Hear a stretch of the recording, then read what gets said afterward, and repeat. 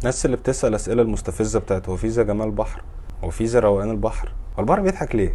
بجد والله بيضحك ليه؟ هو البحر ما بيضحكش ولا حاجة. البحر بيتعالج عندي من اللي بيشوفه. ايه اللي بيشوفه؟ بيشوف العجب. حضرتك بالراحة كده، هو البحر أول ميزة بيقدمها لك إن أنت تقدر تعوم لو أنت مش صياد يعني. فأنا لما رحت اسكندرية بصيت على منظر البحر، كان في حجز خماسي، الناس بتلعب كرة قدم في البحر، مع إن في الزيان ما ينفعش، بس احنا هنلعب كرة قدم. بعديهم أسر، مباركات وسلامات واحضان، غالبا كان كاتب كتاب في البحر. بعديهم في عيل صغير ابوه بعته يرمي الزباله، في واحد معاه طاسه عايز يقلي بيض مصغر دماغه ويقلي بيض في البحر، في عزومه مراكبيه ورا في الخلق، يعني ما لمحتش واحد بيعمل كده. انتوا مش معذورين، هو فعلا الدنيا زحمه وانت ما تعرفش تعوم، بس عشان احنا كلنا جايين في نفس المكان. احنا بنتعامل بقى ان كلنا اولاد ادم، فاحنا عيله بقى كلنا كده هنروح نصيف في اسكندريه، ما ينفعش حد ما يجيش مننا. فالبحر حضرتك مش زحمه، انت بتبقى واقف عامل كده، يعني انت لو اللي جنبك عامل حمام، اندفاع البول بتاعه ممكن يقطع لك المايوه. لو هتتصور صوره هتلاقي حسنه في ظهر زميلك المصيف معاك عامله كده.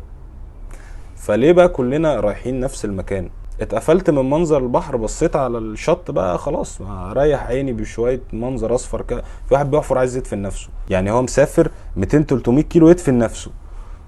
طب ما تروح يعني، طالما وصلت الحاله دي روح. ففي حاله كده من إن اللي هو احنا مش يعني احنا عايزين نتبسط بالعافيه، مع ان ده ما يبسطش.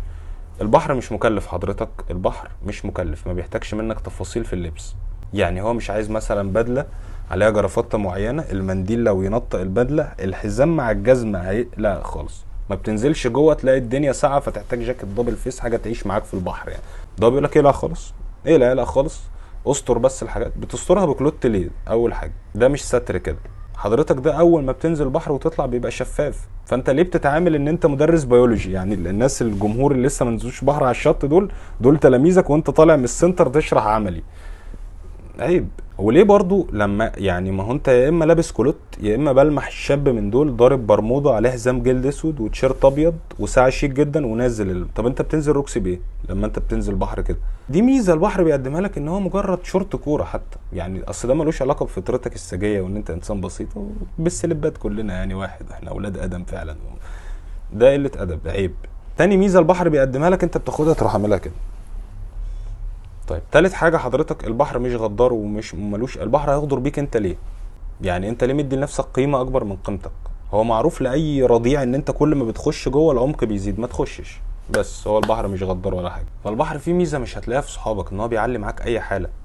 يعني انت لو رايح مبسوط يقول لك اه بص بقى، فعلا شاف الزرقان، السما زرقاء مع البحر ازرق مع الشمس، على فكرة في فريسكا وفي امل.